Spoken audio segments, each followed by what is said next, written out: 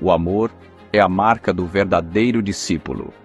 Jesus nos ensinou a amar, não apenas com palavras, mas com atitudes. Amar uns aos outros como Ele nos amou. Cuidar é enxergar o outro com compaixão. É estar presente. É dividir o peso da caminhada. Fomos chamados a cuidar uns dos outros. Há dias em que a fé enfraquece. Nesses momentos, uma palavra pode renovar forças. Deus nos chama a encorajar uns aos outros. O perdão liberta, cura feridas, restaura relacionamentos. Assim como fomos perdoados por Cristo, somos chamados a perdoar uns aos outros. Nem sempre será fácil, mas o amor cristão permanece. Suportar é escolher ficar. É caminhar juntos com graça e humildade. Somos chamados a suportar uns aos outros. A verdadeira comunhão nasce na verdade. Quando confessamos, a graça de Deus nos alcança. Há cura quando caminhamos na luz, confessando nossos pecados uns aos outros.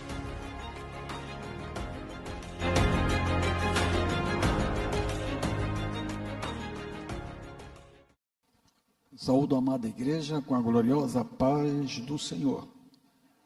Meus irmãos, confesso a vocês sempre, é a hora mais difícil da minha vida, é quando eu estou aqui. E eu descubro a verdade da palavra de Deus, que é o fundamento dessas mensagens que estão sendo feitas no mês de janeiro. A nossa dependência de Deus. Oremos. Querido Deus, Pai amado, eis-me aqui. Deus, unja os meus lábios para a Tua glória. E que tudo que seja falado aqui, seja Deus vindo do céu, não de mim. Mas que Tu uses, ó Deus, tudo aquilo que Tu me ensinaste, para que eu possa transmitir para a glória do Teu nome, em nome de Jesus. Amém. Como vocês estão vendo, meus irmãos, nós estamos estudando sobre os mandamentos recíprocos. Então, a mensagem de hoje pela manhã, ela fez me mudar. É aquela história, quem lê muito, quem estuda, pesquisa, muda. Então, a mensagem da manhã fez me mudar o seguinte, uma pergunta que ficou no ar. E eu fui para Romanos capítulo 7. Romanos capítulo 7 é um capítulo muito importante, que ele fala da igreja, mas fala especificamente do tipo de homem que a igreja tem.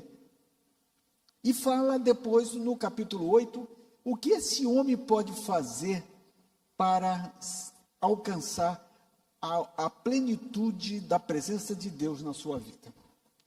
Então, a mensagem de hoje ficou com aquela pergunta: o que eu posso fazer para ter poder sobre a minha carne? Eu sempre brinco e falo que a nossa carne é carne de terceira. A Bíblia fala que a nossa carne é enferma, é doente pelo pecado. Nossa carne é enferma. Ninguém tem carne boa aqui. Ninguém tem carne sadia. Nenhum de nós temos carne boa. Então, por isso que eu digo que toda a nossa carne é de terceira. Não existe carne de primeira, nem no céu. Porque no céu nós teremos um corpo glorificado. Não teremos mais esse corpo corruptível. Mas teremos um corpo que o pecado não terá mais poder sobre nós. Mas por enquanto caminhamos nessa terra. Então, Romanos 7, há um clamor de Paulo. Paulo está falando dele. Por quê? Aí mas Paulo, no capítulo 7, versículo 15 em diante, ele dá um lamento, ele fala, se eu fico imaginando um homem falando, dizendo: porque o que eu faço não aprovo, pois o que eu quero, isso não faço, mas o que eu aborreço, isso faço. E se faço o que eu não quero, consinto com a lei, que é boa. De maneira que agora já não sou eu que faço isto, mas o pecado que habita em mim. Olha só, ele está triste. Porque eu sei que em mim, isto é, na minha carne, não habita bem algum, e com efeito o querer está em mim, mas não consigo realizar o bem. Olha só, porque não faço o bem que eu quero, mas o mal que eu não quero, esse faço. Ora, se faço o que eu não quero, já não... Ora, se eu faço o que eu não quero, já ou não faço eu, mas o pecado que habita em mim.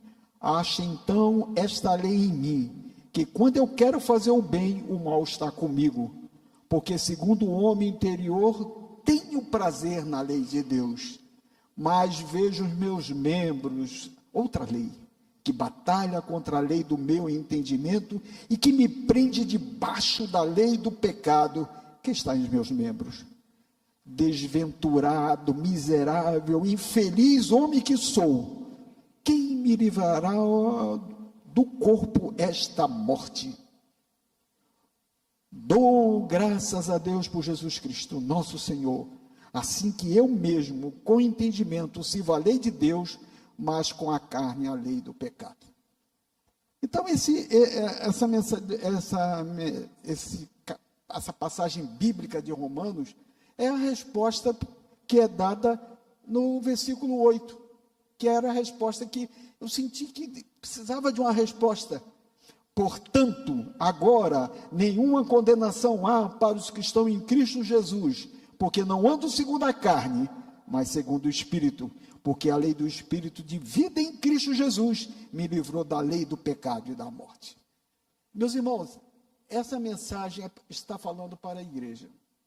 Na igreja, Paulo, quando ele escreve aos Coríntios, ele fala que nós temos 3 tipos de homens na igreja. Homens naturais, que provavelmente pode estar aqui, homens carnais e homens espirituais.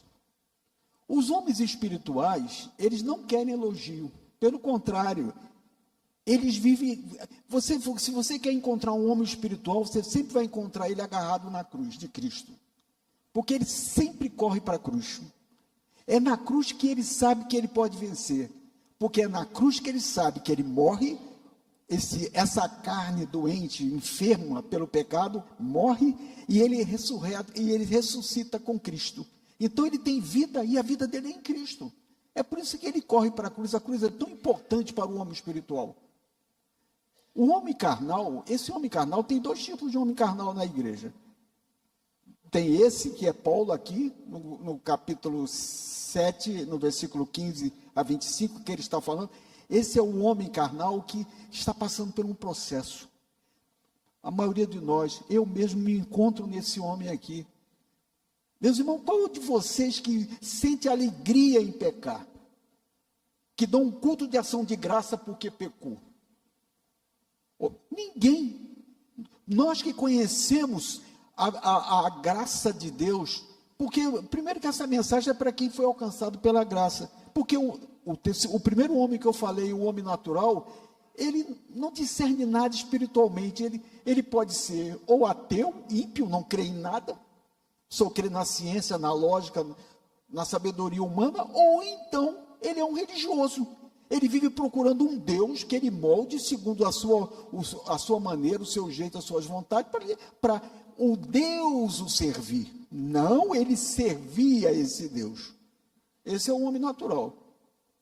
Talvez tenha pessoas aqui naturais, religiosos naturais. Muitas vezes alguém chega para mim e diz assim: poxa, fulano era poliglota em língua estranha, expulsava demônio por antiguidade, curava por especialidade, e agora ele saiu da igreja e está numa religião completamente oposta à palavra de Deus. João já responde: ele saiu de nós porque não era de nós. Se ele fosse de nós, ele nunca teria permanecido. Por quê? Porque ele está dizendo o seguinte: se uma pessoa que está aqui na igreja sai e procura uma outra religião completamente contrária ao que a palavra de Deus diz, ele nunca foi de nós. Ele nunca experimentou a salvação. O grande problema da carnalidade na igreja é que o homem não experimenta a salvação. Muitos estão vindo para a igreja, se acomodando, se adaptando, mas eles nunca tiveram a experiência da cruz. Eles nunca chegaram diante da cruz e viram quanto eles eram pecador, quanto nós somos pecadores, porque a cruz era de Cristo, para que naquela cruz ele morresse pelos nossos pecados. Isso, meus irmãos, foi feito antes da fundação do mundo. Nós costumamos muito falar da criação, nós orgulhamos da criação de Deus, nós citamos a criação de Deus como uma prova da existência de Deus, da verdade bíblica, porque realmente é uma verdade. A ciência pode explicar muito, mas pode falar tudo, da explicação para todas as leis químicas, físicas, termodinâmicas, biológicas, mas na hora que pergunta, quem criou tudo? Ou quem criou um átomo? Como surgiu um átomo? Como surgiu a matéria, a energia? Como surgiu todo esse universo? Tem que haver um princípio, porque o mundo não foi feito pelo mágico, e se fosse feito pelo mágico, esse mágico teria que ter alguma coisa pré-existente para ele fazer o mundo existir. Porque o mágico, ele engana, ele traz à existência coisas que já existem. Mas a palavra de Deus diz lá em Hebreus que Deus trouxe à existência aquilo que não existe. Isso é a criação. Ele trouxe à existência aquilo que não existe. Só Deus. Isso é inexplicável. A mente humana não consegue comportar essa ideia de um Deus criador tão tremendo quanto esse. Então ele fica dando desculpas, mas ele não dá respostas. Mas o grande problema do homem é sobre a sua vida espiritual. Nós valorizamos muito a criação, Deus.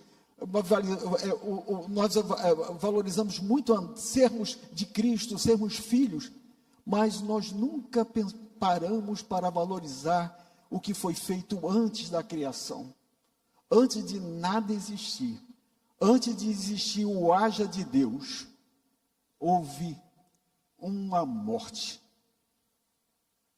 Sim, meus irmãos, todo mundo sabe disso. O Cordeiro de Deus foi morto. Deus, ele sempre procurou o homem, e sempre amou o homem. Antes dele fazer o homem, ele já o amava. E ele já tinha preparado um plano A. A criação foi o plano B. A redenção foi o ápice de Deus, um Deus de amor. Tanto que os mandamentos recíprocos, se você for fazer um estudo histórico sobre eles, na história, na religião dos povos, vocês vão descobrir uma coisa: nenhum povo teve uma religião que os seus deuses ou o seu Deus dessem para eles mandamentos semelhantes aos mandamentos que Deus revelou ao seu povo desde Gênesis até Apocalipse. Não existe. Nenhum Deus. Se você for do tempo de Abraão, há cerca de 4.000 anos, 5.000 anos atrás, mais ou menos, não tinha nada disso. 6.000 anos atrás até, quase. Os deuses da época de Abraão eram os deuses que eram para serem servidos. Eram deuses que eram guerreiros, eram deuses que venciam eram adorados para vencer batalhas. Quando você vai para o tempo dos romanos, quando Cristo estava há 2.000 anos atrás caminhando na terra, os seus deuses eram deuses com poderes, eram o que somos hoje os nossos heróis do cinema, os X-Men, ou então os super-heróis, homens com poderes supra-humanos, mas falhos como qualquer mortal. Isso nós vemos nas séries do X-Men, dos heróis, etc. Todos os deuses. Assistam às ficções científicas e veem isso. O homem transfere. O homem deseja ser um super-herói, ser um super-homem, ser alguém super extraordinário, mas com a natureza de um homem mortal, sujeito a paixões e fraquezas, não perfeito.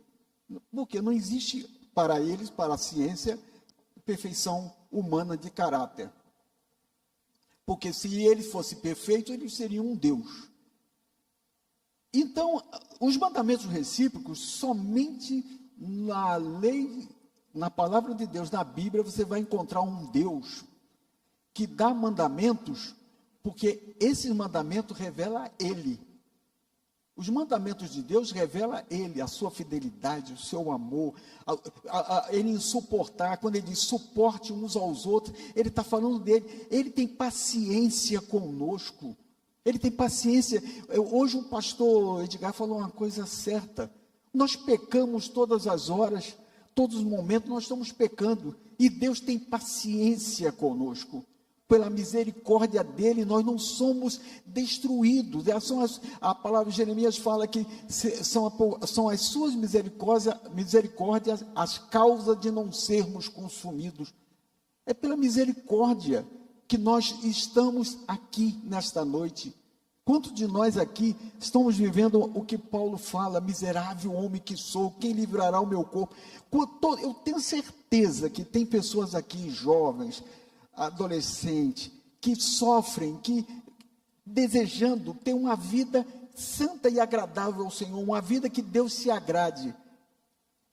E ele faz essa pergunta. Eu já fiz essa pergunta, eu me lembro quando eu tinha 18 anos, eu era já batizado, mas eu tinha um problema. Eu via meus amigos falando sobre os jovens da mesma idade que eu, falando que chegavam na frente, na igreja, davam testemunho, choravam, diziam, eu vivia no mundo do pecado, da promiscuidade, da prostituição, da droga, mas um dia, a graça de Deus me alcançou, e pelo o dom da fé dele, eu fui salvo. Eu vi que eu era um pecador, miserável, indigno. Deus não tinha me feito para andar nas sarjetas. Deus não me tinha feito para eu ser um instrumento do mal, do inimigo de Deus para destruir a mim mesmo. Porque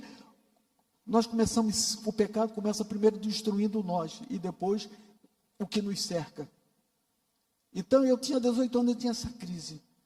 Quando eu tive um encontro com Deus, foi um encontro sozinho, eu na galeria da igreja, pastor pregando, e ele diz assim, que bom, na mensagem de João, acho capítulo 9, o jovem procura Cristo à noite e diz, bom mestre, e Deus diz, bom, só o Pai Celestial, bom, só Pai, só Deus é bom.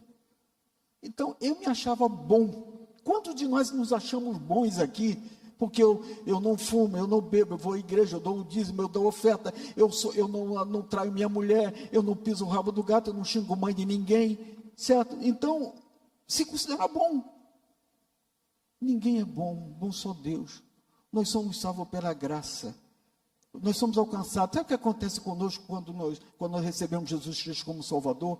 Nós recebemos vida de Deus através do Espírito Santo, o mesmo Espírito Santo que vivificou a Cristo. Esse Espírito Santo nos dá vida. O nosso espírito que estava morto, assim como o homem natural que não enxergava a Deus, não via Deus, talvez visse só de uma forma religiosa, como muitos homens veem Deus só como uma forma religiosa. Porque é gostoso, é bonito, é lindo você ter uma forma de não faça isso, não faça aquilo. E nós fomos alcançados por essa graça que nos mostrou que somos indignos, pecadores. O que nós merecíamos era a morte. Então, o que é que acontece conosco? O que é que acontece conosco? Somos transformados, o nosso espírito recebe vida.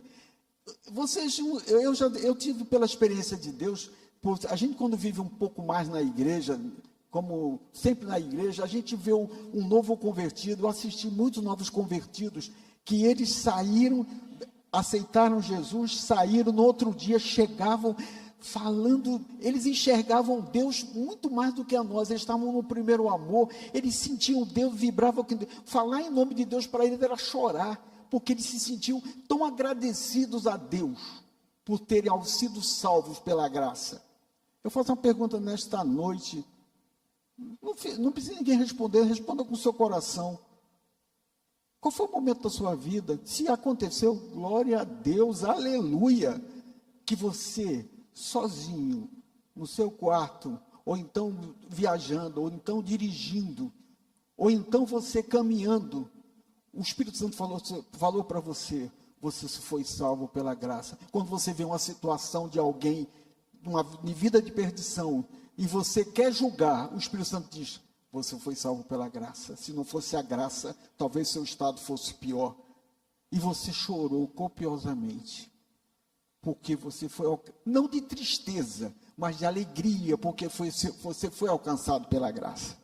Então, meus irmãos, estudar sobre mandamentos recíprocos é isso, é entender que Deus, Ele revela o seu amor por nós. Interessante que quem estuda o período do homem no Jardim do Éden, que os teólogos chamam da dispensação da inocência, nesse período, o homem, Adão, interessante, Adão foi o único homem que a Bíblia registra que não tinha passado. Adão não tinha consciência de culpa. Adão nunca tinha pecado. Adão, ele não sabia o que era consciência, dormir com a cabeça pesada, com culpa de alguma coisa que fez. Porque Adão, ele não conhecia o mal. Não era que Adão, a inocência de Adão, dizia que ele era bom. Dizia o seguinte, que Adão não conhecia o mal. Ele só não conhecia o mal. Mas ele tinha um livre-arbítrio, ele tinha escolha.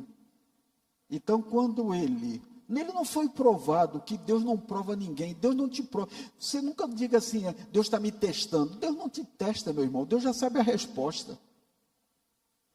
E você nunca diga, como a palavra de Deus fala, nunca diga que Deus te tenta. Deus não tenta ninguém.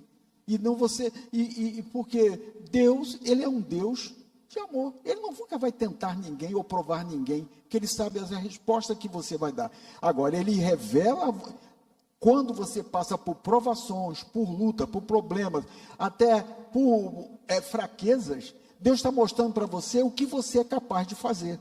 Eu fico imaginando o Egito. Vamos nos transportar numa nave espacial do tempo lá para o Egito, há cerca de 4 mil anos atrás. José, um jovem de 17 anos, malhadão, saradão, certo? Bonitão para a época, talvez para a época de hoje também. A mulher de Potifar se encantou com José. José, ela tenta assediá-lo, e ele foge e diz: eu pecar contra o meu Deus, contra o meu Senhor. E ele foge. Isso já era a graça de Deus na vida dele. Isso era ele já cumprindo os mandamentos recíprocos. Ele não queria fazer para o Senhor dele aquilo que ele não queria que fizesse com ele. Eu pecar, eu errar contra o meu Senhor, que foi tão bom comigo, me deu tudo, me entregou tudo, mas não me deste a senhora não está no pacote. Ele disse isso para ela. Isso já eram os mandamentos recíprocos. E não estava escrito que era mandamento recíproco. Os mandamentos recíprocos, eles só surgiram na história do homem porque o homem pecou. Não foi que Deus revelou, olha, aqui estão meus mandamentos para você seguir, não. Porque o homem pecador, Adão, quando pecou, a primeira coisa que ele descobriu, que ele estava nu. Ele se escondeu, fugiu. Depois ele teve medo de Deus.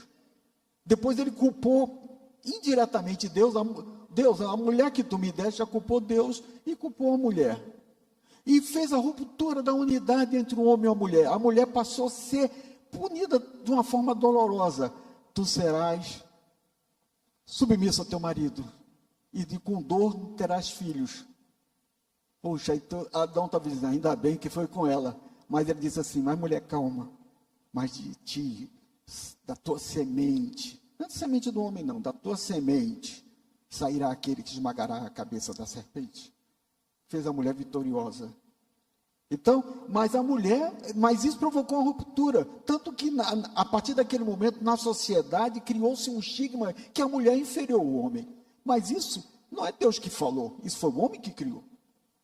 Então, vocês vejam que os mandamentos recíprocos, eles estão caminhando na Bíblia no momento que a progressão de Deus, da progressiva revelação de Deus à humanidade. Nós vamos ver isso no Jardim do Éden, Deus revelando esses mandamentos, porque quando Adão desobedeceu a Deus, deixou de cumprir uma ordem, e ele pecou, ele viu esses mandamentos se manifestando. Deus não podia mais ter comunhão com o homem, não era que Deus não queria, era porque o pecado fazia separação entre Deus e o homem. Lá em Isaías 59 diz, Deus não está surdo que não possa nos ouvir, nem sua mão não está encolhida que não queira nos abençoar, mas os nossos pecados fazem separação entre Deus. Numa das nossas devocionais do nosso jejum tem uma frase que diz, Deus não está surdo, porque Deus não é surdo, Deus não é mudo, é você que não está escutando a voz de Deus. Deus sempre fala com o homem, mas o pecado separa o homem de Deus. Isso foi a consequência da queda. Os mandamentos recíprocos surgiram, amar, perdoar, porque o homem passou a conhecer o ódio, o rancor, a ira, a inveja, tanto que o primeiro assassinato foi Caim matando um irmão, e ele matou deliberadamente, porque ele quis. Caim, o pecado já na porta do teu coração. E Caim, cabe a ti decidir. Quantas vezes de nós, o pecado, quantos erros que nós cometemos deliberadamente, e nós sabemos, como Paulo diz aqui, a minha carne quer, mas existe algo que me impede, que não deixa eu não fazer o bem, eu procuro fazer o mal. Mas existe uma saída para isso. Existe uma saída para isso. Romanos 8. É viver pelo Espírito. O jejum que está sendo feito na igreja, que o pastor Edgar está falando, está fazendo, levantando, muito bom para a igreja, serve de reflexão para nós, é levar a igreja a cada um de nós, nos ficarmos mais sensíveis à voz do Espírito Santo de Deus. Para que possamos cumprir esses mandamentos, precisamos do Espírito Santo. Eu não posso fazer nada se o Espírito Santo de Deus não habitar em mim. Eu tenho que ser cheio do Espírito Santo. Eu não, João Carlos, ser cheio do Espírito Santo é meio perigoso. Eu posso dar um de reteté aqui, eu posso começar a falar em línguas, eu posso isso. Não, meu irmão, não está escrito isso na Bíblia. A Bíblia, Paulo manda, as epístolas mandam, enchei-vos do Espírito e você não vai satisfazer a carne. Porque a única forma dessa carne enferma ser vencida é você estar cheio do Espírito Santo. E fique tranquilo que você só vai ser cheio do Espírito Santo. Agora, você não terá culpa se você é cheio do Espírito Santo. Você vai orar pelo cego, ele vai ver, se você vai pregar e o pecador vai se converter chorando. Isso aí é outra história, não é problema seu, é problema de Deus. Mas acontece que Deus só vai permitir isso se for para a glória dele. Se for para a sua carne de terceiro, ele não vai deixar. Hoje o Espírito Santo está sendo, vamos dizer assim, tolhido a não se manifestar por causa da natureza do homem. Eu me lembro que uma vez eu estava na igreja orando por um surdo e um mudo, e perguntei a Deus, eu orando e perguntando a Deus, por que não cura esse surdo e mudo? Eu creio que tu podes curar. E Deus, sim, mas se eu posso curar esse surdo mudo, mas não agora. Porque se eu curar esse surdo mudo agora, ele vai sair daqui falando e gritando, e quando perguntar para ele, quem te orou, quem te curou? Ele não vai dizer Jesus, ele vai dizer, foi o pastor João Carlos. Acabou a minha paz, minha alegria. Talvez eu iria criar inimizade até com o pastor, porque o pastor talvez tivesse que abrir um culto para mim especificamente, porque todo mundo só iria querer a oração forte do pastor João Carlos, porque aquela que faz surdo e mudo, ouvir e falar. E talvez, será que eu estava preparado? Uma vez perguntaram, eu vi um pastor perguntando para ele se ele era contra, isso há muito tempo, se era contra a palmas na igreja, bater palmas para quem canta, bater palmas para quem prega. Ele falou assim, não há problema nenhum, porque a Bíblia manda que aplaudam os povos, aplaudam tudo que Deus faz. Por exemplo, a irmã Angélica cantou um hino tão bonito, tão lindo, que fala nos nossos corações. Se isso nos alegrou, vamos aplaudir a Deus por causa da vida dela, pelo dom que Deus deu a ela de cantar. Se um pastor prega uma mensagem poderosa, uma mensagem que fala aos nossos corações, uma mensagem que transforma as vidas, vamos aplaudir, porque Deus usou ele como canal vivo para isso acontecer. Então o problema não são as palmas que nós batemos, é para quem vai receber as palmas. Então, se eu não estou preparado para receber essas palmas e transferi-las para Deus, então, meu irmão, temos que ter cuidado. Foi o que aconteceu com o diabo. Ele era o portador da glória de Deus. Quando ele recebia, via toda aquela glória ser para Deus e não era para ele, ele falou assim, poxa, eu carrego essa glória, por que ela não pode ser para mim? Isso é o grande perigo nosso. Hoje de manhã, no estudo bíblico, o Fabiano falou sobre o louvor. E nessa mensagem que ele deu pelo louvor, ele nos ensinou isso. Nós somos portadores da glória de Deus. Quem é o portador da glória de Deus? Aqueles salvos, lavados e remidos pelo sangue de Jesus. Mesmo homens carnais, homens que lutam para quererem ter uma vida que agrada a Deus e que precisa da unção do Espírito Santo de Deus, que eu vou buscar essa unção como orando, jejuando, estudando a palavra. Ninguém precisa saber, eu não preciso fazer propaganda que eu estou fazendo isso, mas eu vou buscar, porque eu quero. Sabe por quê? Porque a iniquidade está se multiplicando. Mas eu esqueci de falar do que o Fabiano fez. Ele falou, são portadores da glória de Deus. Então, tudo que nós fizermos não é para nós. Todo dom que Ele dá para nós cantarmos, todo representar, falar, toda a arte que Ele nos dá é para a glória dEle. Se há algum aplauso, é para Ele. Se eu receber esse aplauso, é muito ruim para mim. Não é, tudo que eu faço para Deus, os aplausos, a glória é para Ele. Mas então, o que está acontecendo no mundo hoje? A iniquidade está se multiplicando. Hoje o pastor Edgar falou uma coisa muito séria. Ele mostrou, antes de começar a pregação, ele mostrou um filme do cuidado que nós devemos ter com os golpes. Porque a IA está fazendo coisas que parecem natural. E nós, incrível, uma mãe pedindo para ajudar um filho que está com câncer. Isso está cheio no TikTok. Isso está cheio dessas mensagens. Ou então no próprio Zap chega essas mensagens. E nós, muitas vezes, caímos e descobrimos depois que aquilo é uma armação para ganhar dinheiro. Então, o que acontece conosco? Por acaso o Espírito Santo faz com que a gente seja mal? Não vou mais ajudar essas pessoas. Não. É que nós passamos a duvidar. Por quê? Porque nós somos carne humana.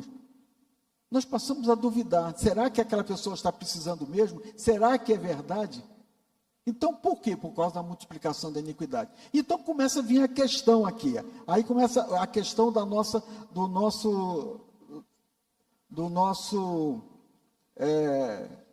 mandamentos recíprocos.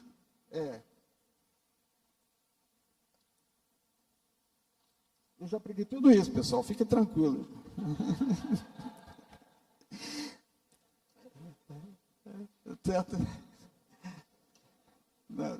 Já estou, gente, eu estou no final. Então, nós estamos vivendo um momento escatológico da palavra de Deus. João Carlos, um momento, quer dizer, Jesus vai voltar, o mundo está acabando, vai ter guerra, o anticristo vai existir, a besta vai aparecer. Bom, besta tem uma porção de gente por aí, pessoal, mas ela não é a que a Bíblia fala, não apareceu ainda. Então, nós estamos movendo um momento escatológico. É isso que a igreja tem que acordar. Por se multiplicar a iniquidade, o amor se esfria. O amor está se esfriando. Nós estamos deixando de acreditar quando o nosso irmão pede perdão. Nós estamos deixando de acreditar no perdão que o nosso irmão dá. Será que o nosso perdão é um perdão, como foi explicado aqui hoje pela manhã, aquele perdão que eu peço, mas eu peço em Cristo. Eu amo em Cristo, eu perdoo em Cristo, eu suporto em Cristo. Eu levo as cargas do meu irmão em Cristo, não em mim. Porque eu não sou ninguém, eu não posso nada. As minhas qualidades, o meu caráter, a minha natureza é pecaminoso. Mas o que eu faço, se eu fizer, terá que ser produzido pela obra do Espírito Santo, para que minha fé não seja uma fé morta, seja uma fé viva. Porque não podemos produzir obras de fé mortas, obras que não têm a presença do amor de Deus. Então, nós estamos vivendo um momento escatológico. Então nós estamos ensinando a igreja a praticar os mandamentos recíprocos. Não é para essa igreja ser conhecida como a igreja boazinha, a igreja que todo mundo se ama e todo mundo se beija, a igreja que todo mundo pisa o pé de todo mundo e todo mundo pede desculpa ao mesmo tempo. Não! É porque nós temos um céu para ganhar. Porque nós sabemos que pois precisamos estar com Cristo. Se vocês estudarem que eu falei sobre as dispensações, que começa no Jardim do Éden, que é a dispensação da inocência, e termina a 7ª, que é o milênio. Mas antes do milênio vem a dispensação da graça, a qual nós estamos vivendo. Ela é a única dispensação, todas elas, Deus atuou e mostrando ao homem que ele dependia dele. Quando chegou na dispensação da graça, que é a igreja, Deus fez o contrário. Deus não seria mais o Deus Todo-Poderoso, Deus não seria mais o Deus caminhando conosco, como Jesus caminhou 33 anos, que veio com esse propósito, o propósito de Cristo caminhar 33 anos, foi vir para cumprir uma missão. Eu vou falar uma coisa aqui, todo mundo vai dizer, missão dada, missão cumprida, quando ele falou consumado. Quando Cristo na cruz falou consumado, a missão foi cumprida. Ele veio para dar sua vida por nós. Ele era o Cordeiro de Deus que foi morto antes da fundação do mundo. Ele levou sobre si os nossos pecados. Então, isso era a graça. Ele não morreu porque nós merecíamos, ele morreu porque nos amou. Se ele fosse esperar morrer pelo homem, se o homem merecesse, o homem nunca seria alcançado pela graça. Porque o que nós merecíamos era a morte. Então, na graça, houve algo diferente. Agora, Deus não iria mais atuar sobre o homem ou com o homem, como Cristo andou, mas iria agora estar no homem. Era o Espírito Santo agora habitando no homem. Mas não era habitando no homem para possuir o homem, dominar o homem, fazer o homem um cavalo. Não, era para fazer com que o homem, o Espírito Santo em nós praticássemos liberalmente, por amor, com alegria, a vontade de Deus.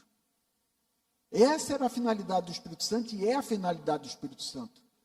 Então, o grande problema da escatologia é essa. Deus nos deu agora a arma para vencer a carne. Então, é indesculpável, é inexequível para um de nós que provamos da graça, que sentimos que fomos perdoados, que o nosso espírito foi vivificado, e olhamos para a nossa carne, e não alimentamos o nosso espírito com o Espírito Santo de Deus, dá desculpa, ao se justificar como o homem carnal faz, não como o Paulo, que pede e fala, miserável homem que eu sou, quem irá me libertar dessa morte? Mas ele dá graças a Deus, porque nenhuma condenação há nele, porque ele está em Cristo Jesus. E a pergunta que é feita à igreja para terminar, você está em Cristo Jesus, meu irmão? Você quer crer nessas religiões que estão por aí? Que os seus deuses, ou então nas filosofias que estão por aí, que suas filosofias não lhe dão uma resposta para o seu amanhã? O amanhã da gente é muito importante, meu irmão. O meu amanhã eu sei que é com Cristo.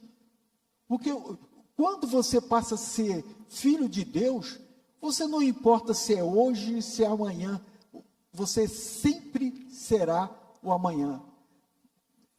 Por exemplo, nas nossas devocionais do ano passado, a última dizia que no ano de 2026 não tinha chegado ainda, mas Deus já estava lá.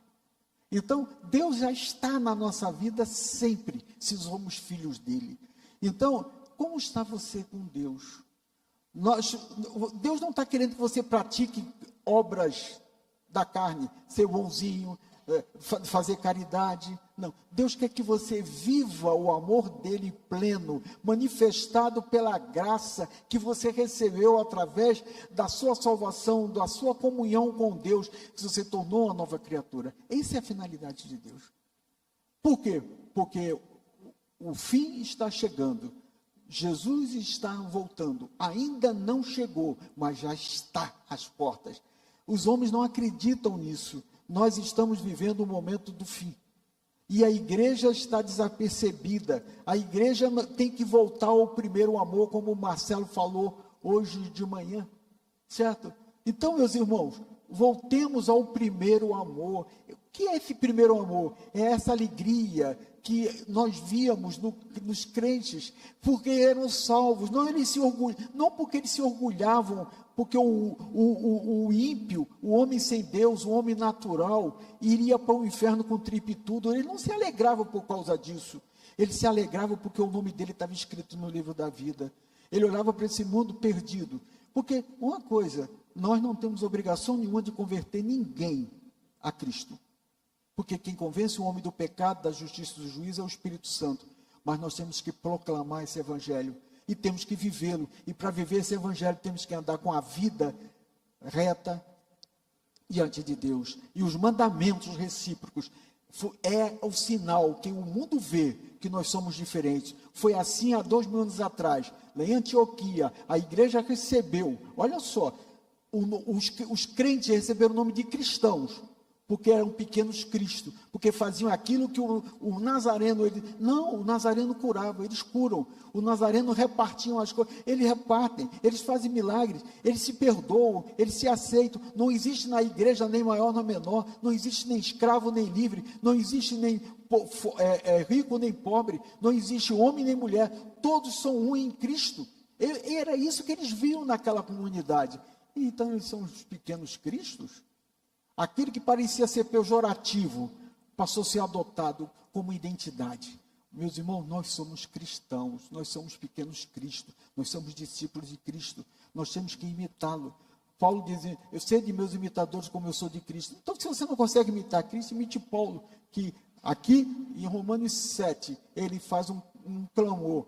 Ele sabe que só quem pode dar a ele vida é Cristo, e ele dá graças a Deus, porque nenhuma condenação há nele. Que nesta noite, nenhuma condenação haja em você, meu irmão, e que você possa chegar diante do trono de Deus, que Deus possa abençoar as suas vidas, dar graça e misericórdia. Amém?